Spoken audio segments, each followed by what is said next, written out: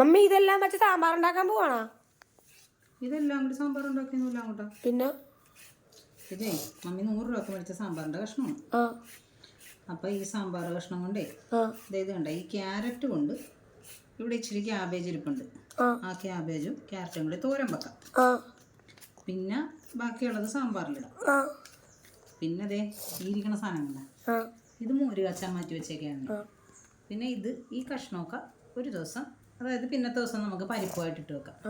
ഈ പടവലങ്ങ അതേപോലെ ഒരു ദിവസം പരിപ്പുമായിട്ടിട്ട് വെക്കാം. ഇത് നമുക്ക് ഒരു ദിവസം വൻപയറുമായിട്ടിട്ട് വെക്കാം. ഇതൊക്കെ ചെത്തി ഫ്രിഡ്ജിൽ വെക്കണമെങ്കിലേ ചീത്തയില്ല. പിന്നെ ഇത് കണ്ട അതെ ഇച്ചിരി ചേന ഉണ്ടായതാ.